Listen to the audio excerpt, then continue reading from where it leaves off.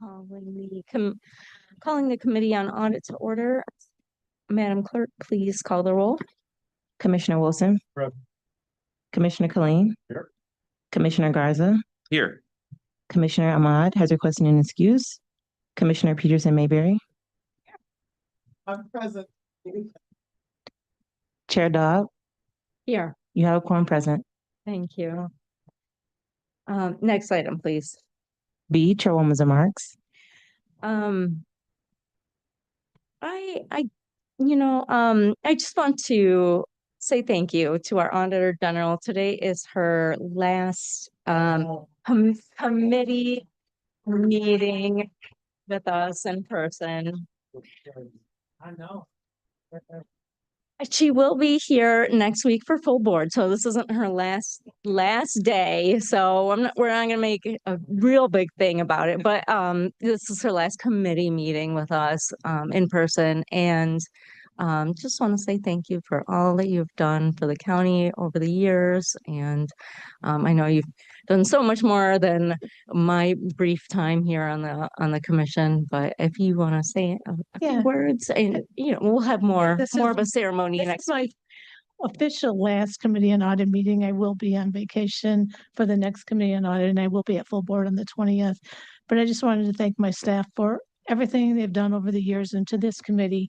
I think to have a great audit committee is how it helps us to be able to do our job. And as Commissioner Basham told me a long time ago when I first became AG, that he had our back. So we just had to go out there and do our jobs. And I think the departments and elected officials coming to the table, implementing our recommendations is just a tribute to this committee and the office. Thank you. And we're all really excited for your retirement. You definitely deserve it. Thank you. Mhm. Okay, next item. C, approval of the July 22nd, 2026 meeting minutes. Okay, there is a motion by Commissioner Peterson Mayberry, supported by Commissioner Garza. Any discussion on the meeting minutes? Hearing none, please vote on your tablets. Motion carried. All right, great. Next item. D, unfinished business. There is none listed. Okay, next item. Moving to item 1, under new business, forwarding a copy of the Office of Legislative Auditor General's Performance Audit Report on the Wayne County Department of Economic Development, Community Development Division, Home Investment Partnership Program. All right, I'm going to turn it over to our Auditor General, Marcy Cora. Marcy Cora, Auditor General, and the staff can introduce themselves. Tequila Warren, Audit Manager. Erica Jones, Principal Senior Auditor. And we have guests, if they could join us at the table and introduce themselves.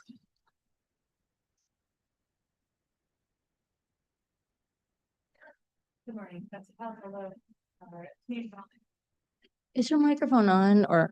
the light's on. Oh, is it? Okay. Yeah. No. How about this one? Yeah, there we go. Okay. Thank you. Good morning. Betsy Palazzola, Community Development Director, Wayne County. Anthony Cartwright, Economic Development Director. What you have in front of you today, this is the Department of Economic Development, Community Development Division, the Home Investment Partnership Program Performance Audit Report. Our objectives for this engagement were to assess compliance with grant regulations, assess the county's on-site monitoring of subrecipient activities, and determine if the subrecipients in the county are seeking reimbursement on a timely basis for the allowable costs. Our engagement was conducted in accordance with generally accepted government auditing standards. Our scope was initially set to cover the period of January 1st, 2018 through current. However, due to the limited home programs spending activity during the COVID-19 pandemic, we adjusted our scope to cover the 2022 and 2023. We had started this engagement when Terry Carroll was the director of the department, and like I said, because of limited activity, and then Tuesday Redmond. So now we're on our third director of the division that was in part of this audit. Our methodology was used for this engagement, included interviews with key members of management, inquiries, analytical procedures, and a review of program regulations, operations, and documentation. Just a little background. There's a more extensive background in the actual report. And just before, did anybody need a copy of the presentation rather than looking at the screen? I did bring a couple down. Okay. I'll continue then. Yes, okay. Thank you so much.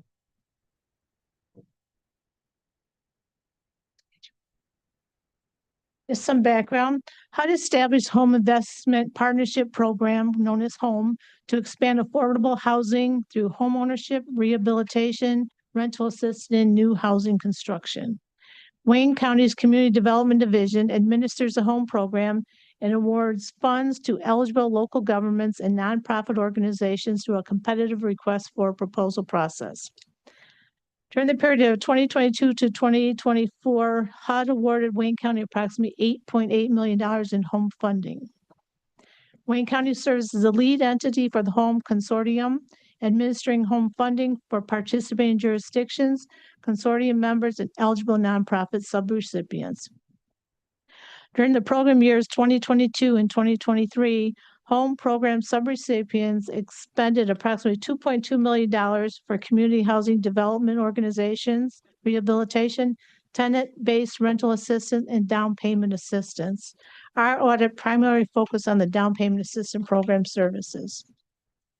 Just some subsequent events before we get into the audit findings. On March 6, 2025, the Wayne County Commission approved an amendment to the National Faith Home Buyers Subrecipient Agreement for the Down Payment Assistance Program. The maximum authorized down payment assistance award increased from $13,999 to $40,000 per eligible applicant to address the rising housing costs. However, according to Community Development Division Management, the county's business practice will seek to limit assistance to more than $25,000 per home buyer. The affordability period was extended to 10 years for recipients receiving more than $15,000 in payment assistance program, consistent with the HUD requirements. While could prove beneficial for some homeowners with the increased assistance, it will limit the number of eligible homeowners seeking the down payment assistance. Just a little summary of the issues, and they'll get into the issues. We identified 7 issues and 23 recommendations to strengthen the internal control environment within the Home Investment Partnership Program. Of the 7 issues, 6 were classified as low-risk control deficiencies, and 1 was classified as a significant deficiency regarding management's attention in the near term. We discussed the 7 issues and 23 recommendations with management within the Community Development Division to obtain their concurrence or disagreement. Management agreed with 21 recommendations and partially agreed with 2 recommendations. I'm going to turn it over to the audit team and they'll go through each of the issues. Issue 1, control deficiency. Insufficient monitoring and reporting of home program spending activity found on page 11 of the report. The condition: HUD requires local government to monitor their subrecipient spending activity. We noted that the CDD's home program monitoring procedures do not require management to evaluate subrecipient spending activity during monitoring reviews. In addition, management has not established a formal process to periodically report unspent home funds to county officials. Without formal monitoring and reporting, the county may not timely identify stalled projects funded with HUD grant dollars. Recommendations: we recommend CDD management establish policy and procedures to A, conduct periodic meetings and require monthly or quarterly spending reports from consortium communities and community housing development organizations to monitor home program spending. And B, provide periodic reports to county officials on home fund allocations, expenditures, and funds at risk of capture. Management agreed with the recommendations. Commissioner Colleen. Thank you very much, Madam Chair. On this item, can you say a little bit more about procedures do not require management to evaluate subrecipient spending activity during the monitoring reviews? Can you say a little bit more about what that is? Okay, basically, within the reviews, they actually look at the documentation of what the subrecipients have, but they don't look at the year-to-date spending of that allocation. basically, you know, to Oh, see so- how much money has been Yeah, spent. okay, so Yes, the subrecipients, you mean people that were approved for this program? we mean like organizations, Organizations, okay. yeah, community yeah. housing, yes. But monitoring, because you referred to that earlier, right? That when you raise the amount of money that can go out for a down payment loan, I think Ms. that That's for them to. that decreases the overall, how many people can reach into that pot. So what does, okay, You, does that also mean that the commission didn't get information on the spending activity during monitoring reviews? and that's one of the recommendations that they provide commission periodic reports on how much of the funding allocation, how much has been spending in case there's any that needs to be recaptured. But I think Ms. Pelzola is going to Yeah. speak to it. Well, I just wanted to connect those two things. So, all right, thank you. Yeah, if I may, through the chair. So there's a few different things going on in that discussion. So the first thing is that the increase to the cap for the down payment assistance was approved by commission. That was an item that came through you all. The allowance to increase the cap was tied to program year funding. And so the beginning of those contracts are just starting to launch. So we actually don't have data yet in terms of will individuals will they be eligible for that cap, because they still all have to be underwritten. So they don't automatically get $25,000. They need to be underwritten for it. So we don't have data yet to see how much, is that or is that not decreasing the pool of people that might be able to get through. We do also, because that's a very popular and helpful program, we continue to put more money towards that every year. It's one of our standing priorities. Excuse me. So, and then to move to the monitoring. So what the OAG had sort of discovered is that in the time period, so a lot of the stuff that I think we're going to talk about today is the difference between sort of practice and formal codification. And so a lot of what we're working towards as the department under, my tenure is I keep telling people, I'm like, we have to document it, we have to write it down, and we have to have it in writing, because as someone noted, I'm actually probably the fourth director, because we had an interim in there. And so that's the thing, like we can depend on good staff, but we can't always depend on people remembering what to do with turnover. So that's why we're working really hard to make sure that all this stuff is in our policies and procedures. We do pull, the consortium members' finances, but no one wrote down that we have to do it, right? We do ask that we do have quarterly meetings with them, but that wasn't formally on the agenda. So those are some of those things that we're making sure we're formalizing. And then in terms of the home dollars and allocations, so again, if we detour from what is in the annual action plans, which get approved and reviewed by commission, we do have to come back to you. And anytime that we report, anytime that we have a contract before commission staff that uses these dollars, we are reporting the remaining balances across those programs. And so commission staff, and therefore commission, is receiving this information on a pretty regular basis. Okay. Commissioner Peterson, maybe. Thank you, Madam Chair. Since we paused for question, mine was on initial on the scope.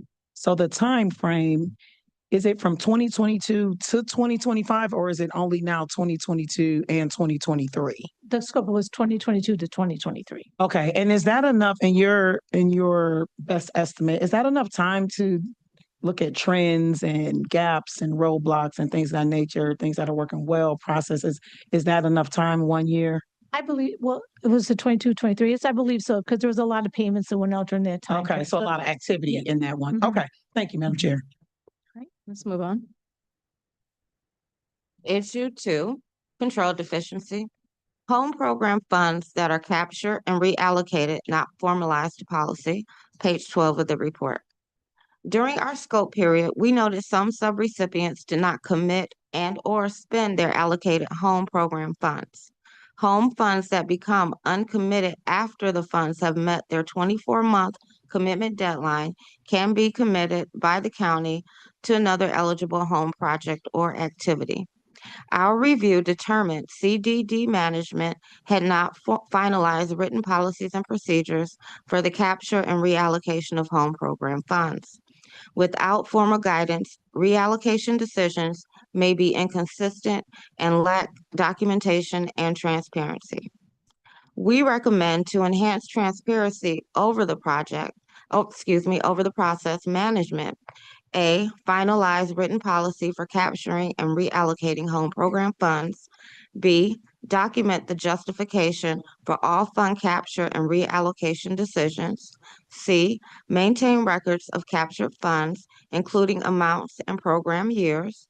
D, provide periodic reports to county officials on reallocated home funds and related projects. Management agreed with the recommendations. Any questions? Does the department have any response? Yes, thank you. I'll just note here, I do totally agree with this. We need to really get this in check. It is inconsistent. We haven't really recaptured any funding, but we need to. And so I agree, like not having a really clearly written procedure does leave us open to potentially accusations of unfairness. And this is something that is written to briefly in the consortium agreement, where that there is sort of a general policy in place, but the way in which that really gets down to the weeds is not clear. So it's in there, but it's not very good. Commissioner Colleen? Just a real quick follow-up on the to the auditors. Is this an indication of we're, recapturing and then reassigning money in this program? Is this an example of where we've given the executive branch, what's that phrase? Kind of a free hand in moving the money around? Well, this is where they can, if it's committed to one project, if the money's not being spent, they can take the money and commit it to another project. Yeah, and what is that?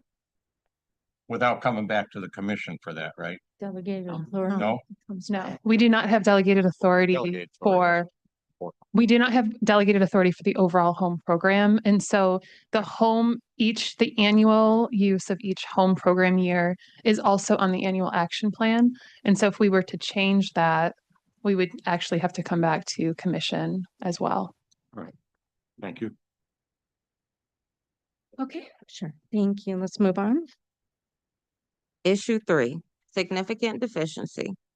Enhancing compliance and oversight in Wayne County's down payment assistance program, page 13. We reviewed 12 down payment assistance applications administered by a contractor hired to assist the county. We noted 6 or 50% contained one or more exceptions to the DPA eligibility standards / requirements. Exceptions included exceeding the income limit, excessive housing ratios, and missing required documentation. The exceptions indicate inconsistency in the application review procedures and inadequate secondary review, increasing the risk of approving ineligible applicants and noncompliance with her requirements. We recommend CDD management provide ongoing training to contractors and CDD staff on HUD and DPA program requirements. B, require a secondary review before approving applications and reimbursements. C, use the established loan checklist for every application to ensure required documentation is obtained. Management partially agreed with the recommendations. I'm going to have Commissioner Peterson Mayberry. I was just, Madam Chair, through the chair, if you could just talk about why you partially agreed, so it gives you an opportunity to kind of give your viewpoint on what you support and where you see gaps with the recommendation. Absolutely. Thank you. Through the chair. So this was one where actually, if you dig into the report, I do appreciate the nuance afforded to us by the OAG. This was one where when we scrutinized it, it was in some cases off by maybe 1 or 2%. For the majority of those, a lot of the ones that were deemed inconsistent, in hindsight, it may have been almost a rounding error on some of them. Some of them were off depending on how you were to calculate it. I will say overall, part of the disagreement was over how the finding was sort of, we had a long discussion about this, but basically the one of the pieces of documentation that was in some of the files was not required to be in some of the files, but it was in some of them and not in some other ones. So it indicates an inconsistency, but not sort of a lack of compliance with the regs. And so this is one where it doesn't translate well in summary. But overall, the larger point is that in the time between when this time period that this was review was looking at and today, we've actually adjusted a lot of those things. So we now have final review in-house. So none of the people that have been reviewed by the subrecipient actually get the payment until we've reviewed it, the final package. We've updated the checklists that are asking for the documentation, and we have done some rounds of clarification with National Faith.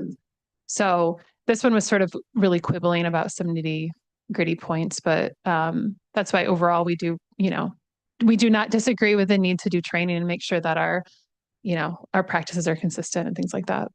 Okay, through the chair. So the part that you don't agree with is because some files had paperwork that wasn't required and other files didn't have that paperwork. Either way, it wasn't required.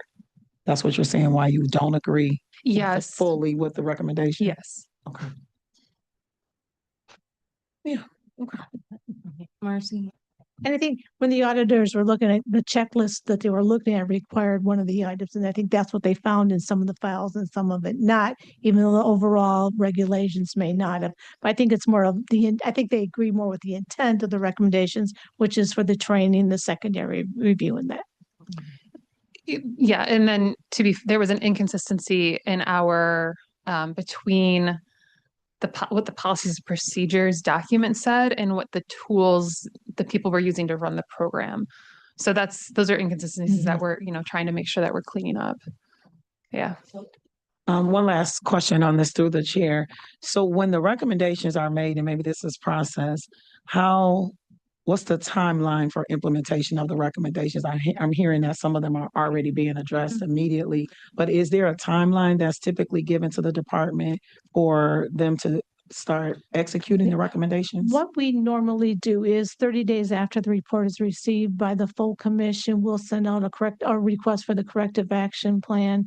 They have 30 days to submit the corrective action. Then we go on and assess their corrective action that they've taken to make sure what they said they're going to do, they did implement it. If there's instances where they don't plan on implementing it, say, so 60 days, we would wait until then to go back out. So there's no sense going out assessing something we know they haven't implemented, but we start with the 30 days. Okay, so then you go back and to make sure that what they said they're doing it. Okay, thank you, Madam Chair.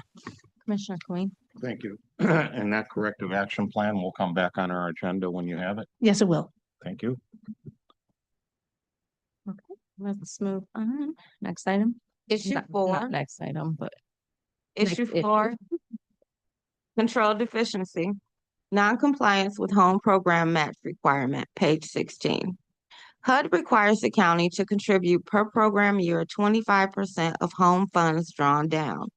We determined the required 25% home program match was not included in subrecipient agreements, making the requirement unenforceable. In addition, matching funds were not deposited into a home investment trust local account to provide accountability and transparency over the match requirement. Without formal procedures to document, track, and verify match contributions, increases the risk of HUD noncompliance and inaccurate reporting in the Consolidated Annual Performance and Evaluation Report, or CAPER. We recommend CDD management amend subrecipient agreements to include the 25% home program match requirement. B, establish a home investment trust account, a trust local account to track contributions and other required funds. C, implement formal policies and procedures to monitor compliance with match requirement. D, maintain a match log and verify all contributions are accurately reported in the CAFR. Management partially agreed with the recommendations.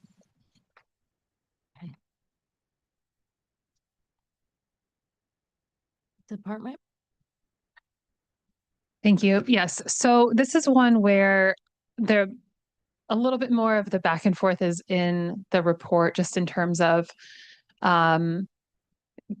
why we only partially agreed. But in a sense, the theme of we need to be tracking match better and ensuring that we're doing match is 100% correct.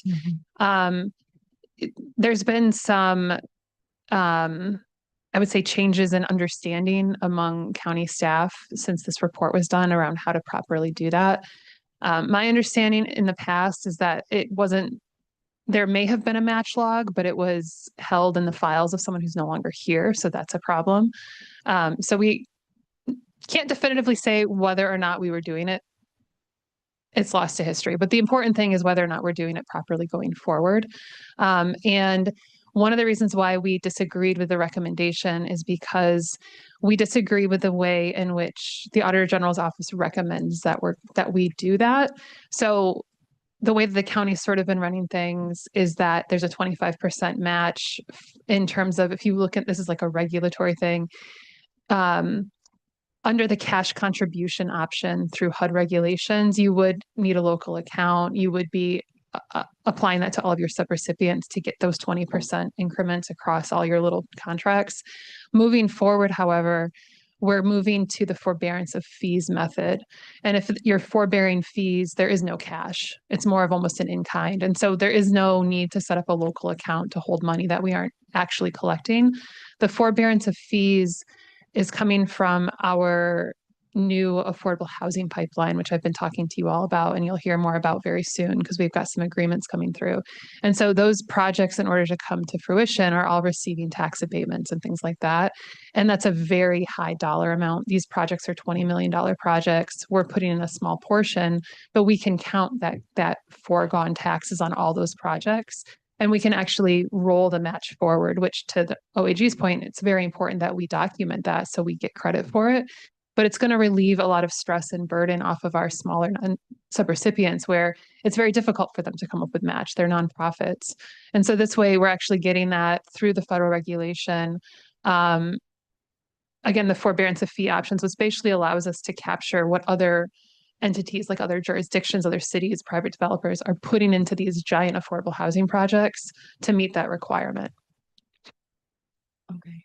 Marcy? And I would agree, the primary disagreement was on the local trust fund, which is, she's indicated they don't need a local trust fund as they don't have any funds coming back to put into the local trust fund.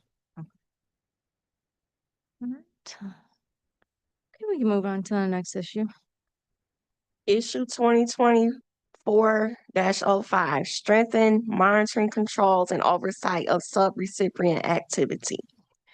Management stated that the division had not conducted any monitoring reviews of non-consortium home program subrecipients during our scoping period. Approximately 2.2 million in home funds was drawn down during 2022 and 2023, including 1.2 million of non-consortium activities. The lack of monitoring increases the risk of HUD non-compliance, unallowable expenditures, and undetected program errors.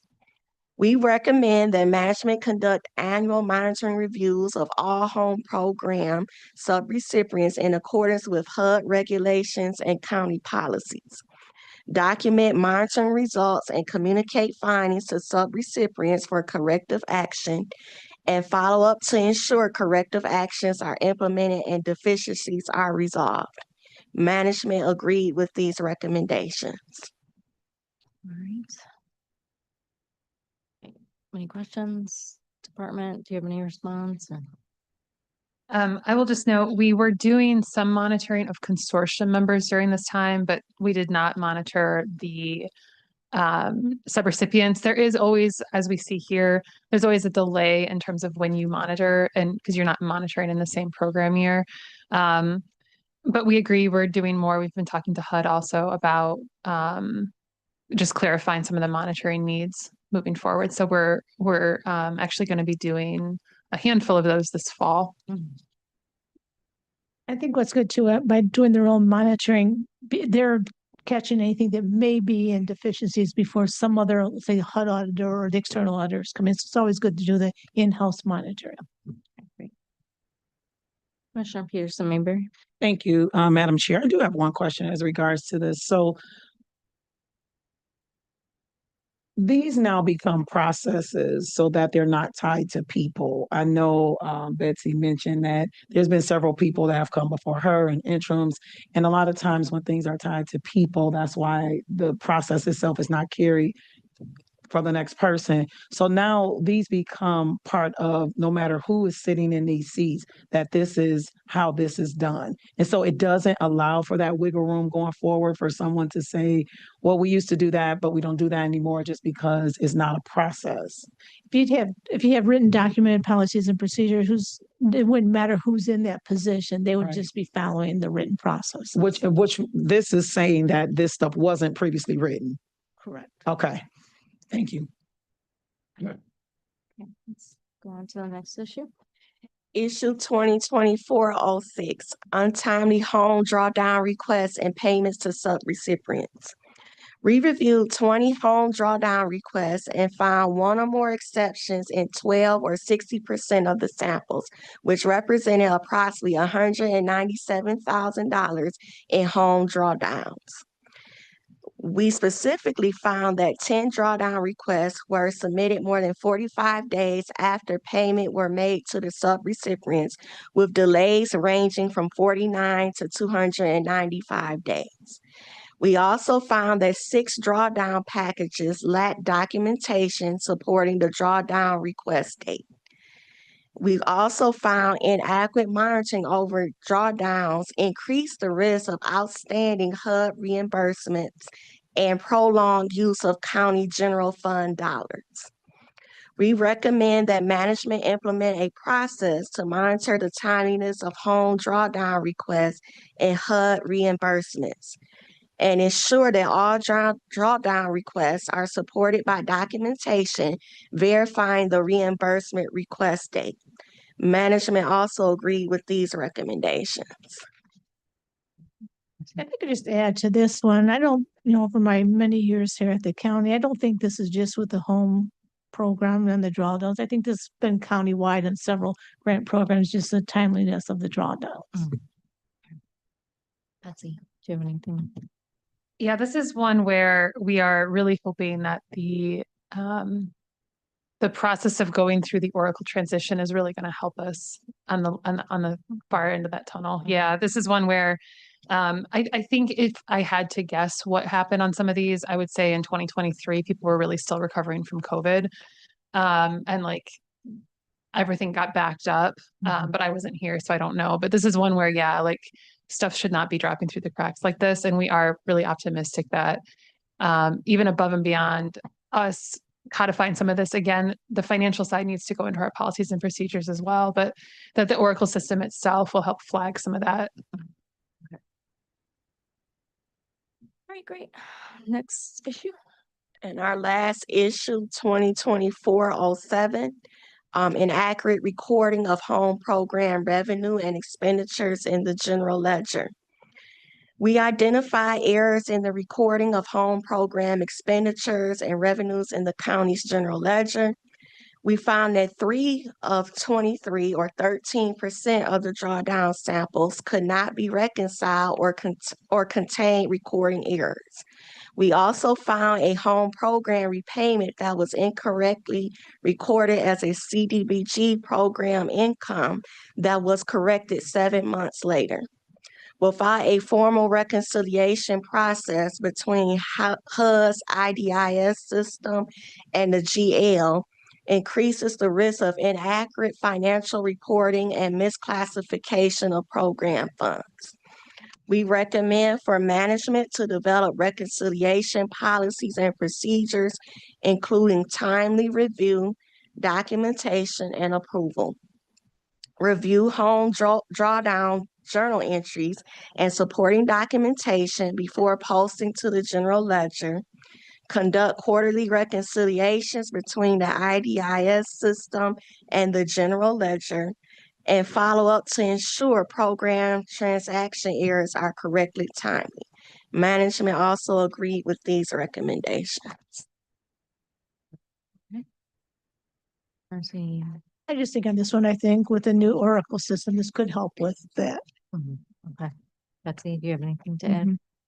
Yes, I believe that in the years between 23 and 25, this was something that they did make progress on, and there were more routine reconciliations happening, especially, I'm not sure how long we've had our dedicated M&B staff, but that's helpful as well. And again, yes, with Oracle, one thing I did note in the report is that Oracle is in the final throes of being implemented, and so we're going to have to sort of redo some of it, right? We're going to have to figure out how to do this with M&B, but we're aware. Okay, great. Okay. And just in conclusion, as I already indicated, a corrective action plan will be requested within 30 days after report is formally received and filed from the commission. And I just wanted to take the opportunity, like I said, this engagement started a long time ago, a lot of stops and goes.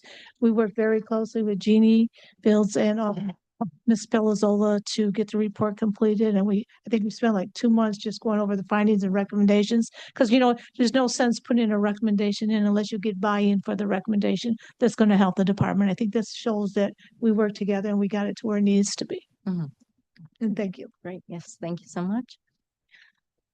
Any last commissioner questions? Commissioner Colleen. Yeah, thank you. Question for the Auditor General. Were any of these issues spoken to in our last single audit? I don't believe there was any findings related to the home program single audit. Do these audits, then does the single audit kind of operate at a different level or whatever of specificity than your internal audits? It depends on which programs are looking. I don't remember offhand which programs were part of the single audit this year, but they may not have gone to, because they go through all the compliance. But remember, this is from 22, 23. So Right. if they were looking at the home program as part of the single audit, it would have been a different scope period. Okay. Thank you, Madam Chair. We have a motion made by Commissioner Garza, supported by Commissioner Wilson. There are no further discussion. Please vote. Motion carried. All right, next item. F, Thank such you, other Commissioner matters as may be properly submitted before the committee. None. G, public comments. Is there anyone here who wishes to make a public comment to the Committee on Audit? In person, on the phone, on Zoom? Do we have anyone on Zoom? Okay. Any emails? No emails were received. Second call for public comment. Third and final call. All right, moving on. Next item. Adjournment. Some motion and support for adjournment. All those in favor? We are now